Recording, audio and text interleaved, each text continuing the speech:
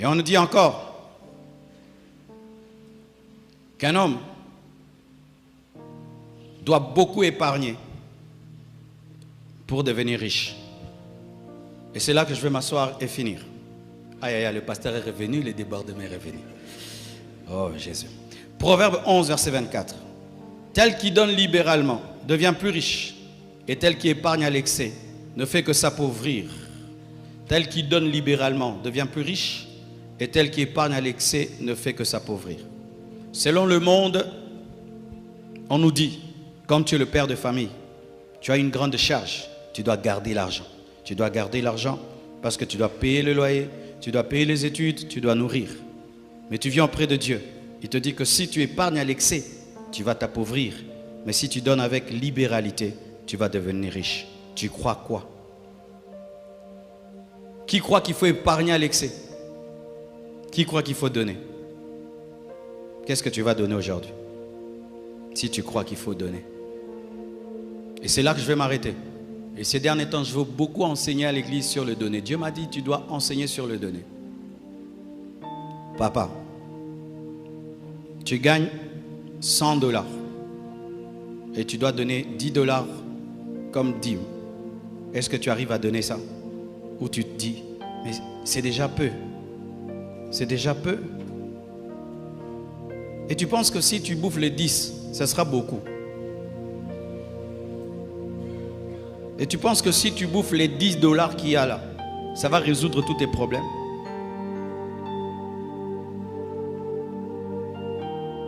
Est-ce que tu as la pensée de la libéralité?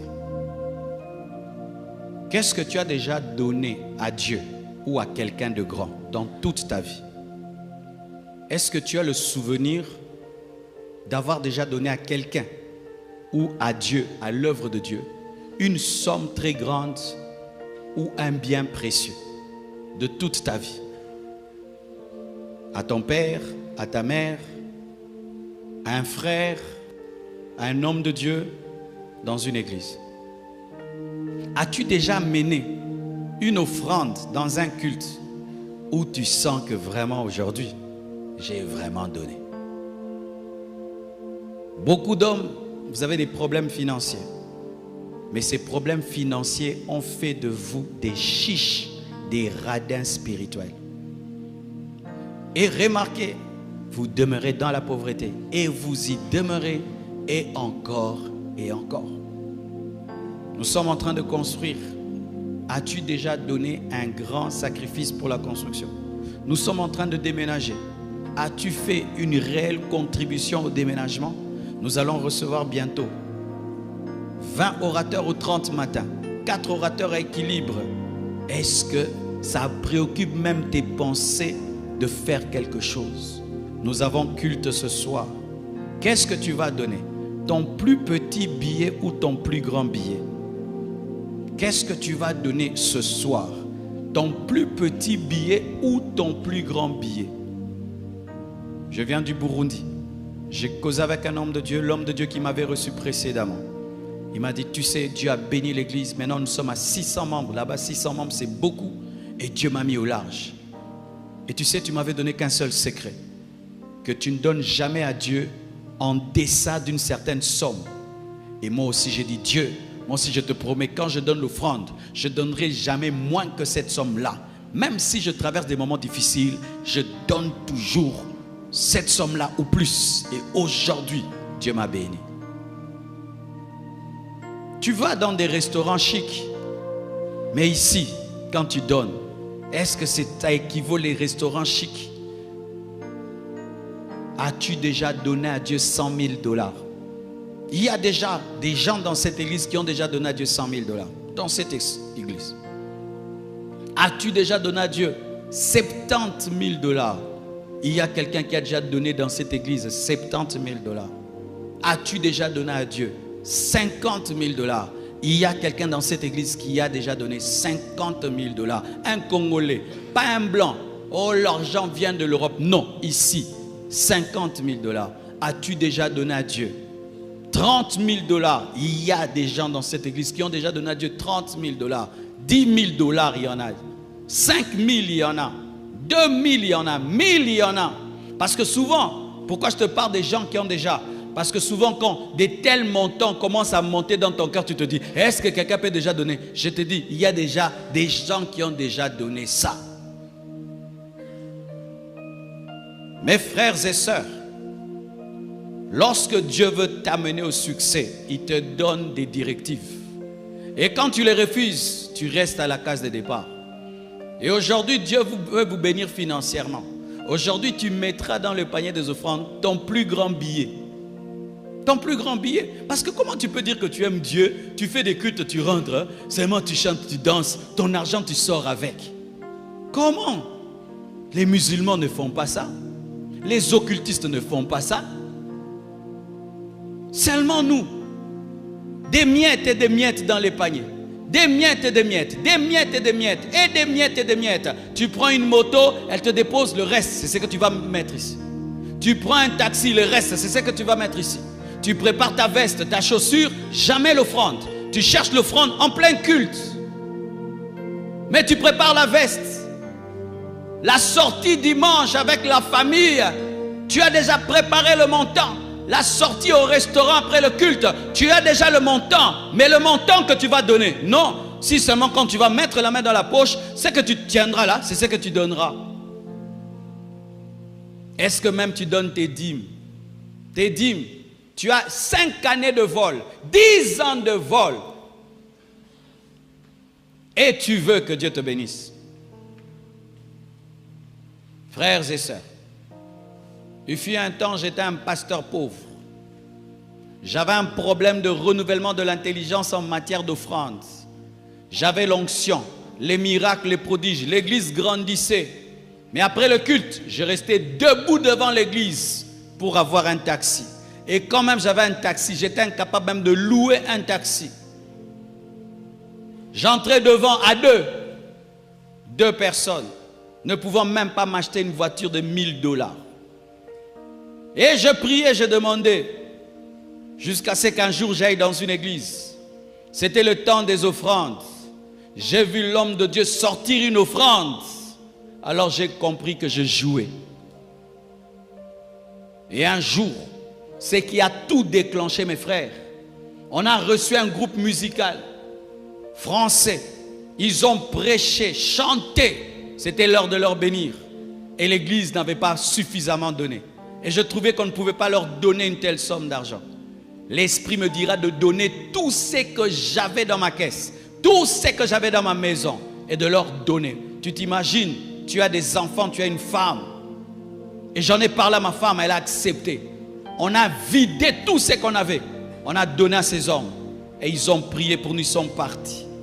Frère, des fois ta vie peut être bloquée, rien que par un manque de direction. Et une offrande peut ouvrir la direction. Ah oui, Corneille, la Bible dit, tes aumônes et tes prières, sont arrivées jusqu'à Dieu. Et un ange est descendu à cause des prières et des aumônes. Et l'Esprit me montre à ma femme d'ailleurs, qu'on était dans une maison, un salon, rempli de chocolat. Et quelqu'un prenait un seul chocolat, nous donnait. Et j'ai reçu la révélation. Et on a appliqué la révélation. Et aujourd'hui, Dieu nous a mis au large. Vous savez qu'on a fait cette offrande, on a fait une semaine pour manger. C'était difficile. Une sœur habitait avec nous. Elle était étonnée de la pauvreté qu'il y avait dans ma maison pendant cette semaine-là. On avait accepté. Vaut mieux être pauvre pendant une semaine et devenir riche toute ta vie. Encore des miettes que tu donneras encore. Ici, tu donneras des miettes. Dimanche, des miettes. Mercredi, des miettes. Vendredi, des miettes. Et ne dis pas, je suis un étudiant. J'étais un étudiant. Lorsque j'ai reçu mes premiers $100 du ministère, mes premiers $100, j'ai pris le 3/4. Je l'ai donné dans une convention. Quand j'ai commencé l'église, pendant une année, tout ce que j'avais, je donnais à Dieu. Tout ce que j'avais, je donnais à Dieu. Je ne prenais que 50 francs ou zaïre, je ne sais plus. Et je rentrais à la maison. Je venais à pied et je rentrais en taxi, taxibus.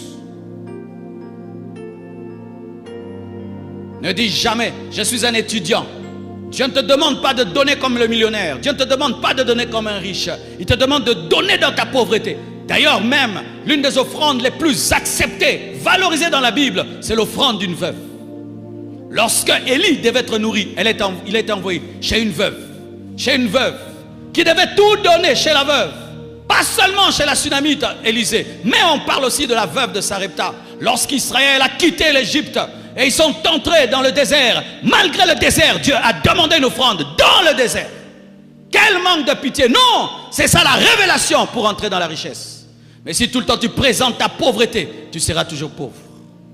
Comment Dieu va te donner de l'argent alors que toi-même tu es dominé par l'argent? Comment Dieu peut te donner de l'argent alors que tu es cupide? Comment Dieu peut te donner l'argent et tu ne peux pas te débarrasser de l'argent? Parce que lorsque nous donnons à Dieu, c'est alors que nous prouvons que nous avons dominé la cupidité. Lorsque tu peux prendre une voiture, tu donnes, Dieu voit que la voiture ne te dit rien. Lorsque tu peux te donner une maison, Dieu voit que la maison ne te dit rien. Lorsque tu peux prendre une somme d'argent, Dieu voit que l'argent ne te dit rien. Ne dis jamais que toi tu n'aimes pas l'argent si tu ne donnes pas l'argent. Ne dis jamais ça.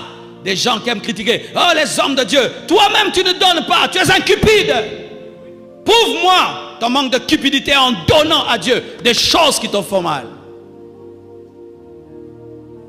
Tu as demandé le travail à Dieu, il t'a donné. Qu'est-ce que toi tu lui donnes? Tu as demandé des bénédictions à Dieu, il te les a données. Qu'est-ce que tu donnes? Toute ta vie, ce n'est que de l'ingratitude. Toute ta vie, ce n'est que du vol. Et c'est que je prêche. Je ne le prêche pas pour la fin de la convention. Oh, il dit ça et puis on va donner, c'est fini. Non, fais-en un principe de ta vie. Un principe de ta vie. Pendant que je suis venu dans ce culte, je suis venu avec cette offrande-là.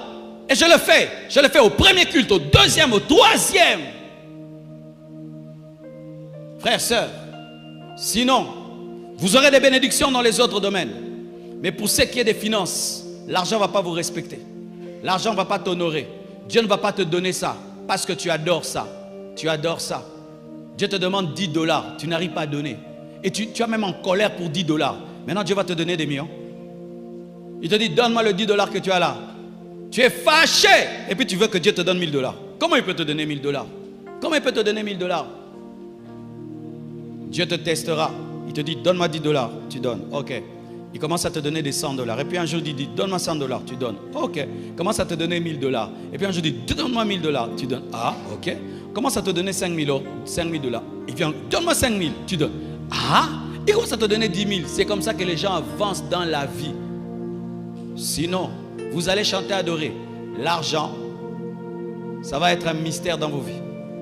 Vous allez commencer à taxer les autres. Il est occultiste, il est magicien. Il n'est pas occultiste, il n'est pas magicien.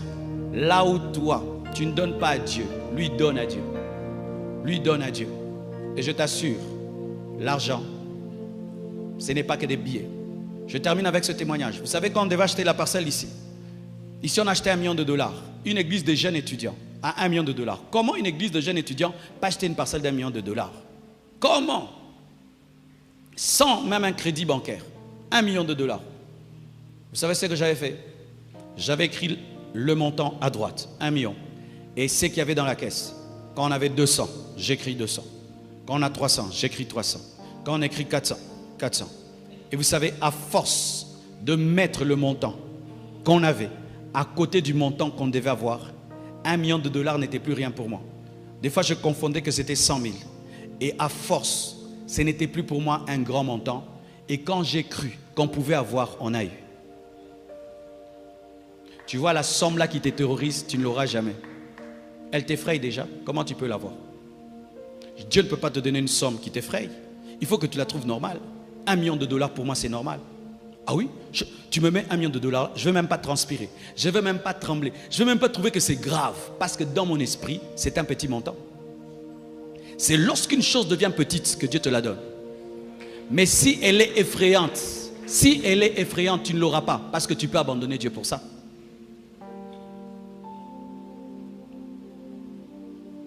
Arrêtez de donner à Dieu des choses que vous ne pouvez pas donner au pasteur. Frère, l'offrande que tu as préparée là, tu peux me donner ça? L'offrande que tu as préparée. Si je dis, ne donne pas, donne-moi ça. Tu peux me donner ça? Tu ne vas pas me donner. Mais c'est ce que tu vas donner à Dieu. Si je disais, non, aujourd'hui, donnez-moi seulement ça. Tu vas mettre ça ici? Tu ne vas pas mettre ça ici. Mais tu vas mettre ça là pour Dieu. Donc je suis plus que Dieu. Quand j'ai compris ça, j'ai dit c'est grave. Si tu reçois une autorité chez toi, tu vas acheter du jus. Je ne sais pas si les jus coûtent combien. Ça coûte combien les jus CRS? 5 000. Si je viens chez toi, tu vas acheter le jus CRS. Mais tu ne peux pas prendre une offrande de 5 000 donnée à Dieu. Vous voyez des petites choses comme ça. C'est pourquoi l'argent, beaucoup de chrétiens sont pauvres. Sont pauvres. Et quand j'ai rencontré des chrétiens qui pour eux les voitures, beaucoup d'argent c'était rien, je me suis rendu compte qu'il y a des hommes qui existent sur cette terre qui peuvent se défaire d'une chose parce que Dieu a parlé. Qui peuvent te donner une somme d'argent. Dernièrement, une femme vient de très loin. Elle m'a donné beaucoup d'argent. Elle dit, elle a quitté l'Europe. Elle dit, Dieu m'a dit de te donner. Quand je reçois, Dieu m'a dit, tu vois dans cet argent que tu as reçu, il y a tel homme de Dieu qui a besoin d'une voiture. Toi, si tu prends, tu lui donnes qu'il achète la voiture. Je l'appelle, je lui donne. Et puis Dieu m'a dit, j'aime ton cœur. Vie chrétienne, ça ne s'arrête pas à danser, chanter. Non. Vous avez des grands projets. Si tu crois que ce grand projet va arriver, pourquoi tu ne donnes pas l'offrande de ce qui arrivera? Seigneur, je crois que tu feras de moi ceci en signe de foi. Je fais cela. Salomon, on dit qu'il était riche. Mais voyez l'offrande qu'il a donnée. David, les offrandes qu'il donnait à Dieu. Comment des fois nous pouvons être nombreux comme ça? Quand le diacre donne les comptabilités des offrandes, on croirait une église de 500 personnes. Pourquoi? Parce que les gens laissent des miettes. Quand on compte l'argent derrière là-bas, il faut voir comment plein de 500 francs, plein de 500 francs, plein de 500 francs. Le temps des offrandes n'est plus un temps d'adoration. C'est devenu un temps de mépriser Dieu, d'offenser Dieu. Comment Dieu t'a béni comme il t'a béni? Tu donnes l'offrande comme un étudiant. Un étudiant donne même mieux que toi. Ta femme donne même l'argent plus que toi. Alors que c'est toi qui lui donnes l'argent, mais ta femme, elle donne à Dieu plus que toi.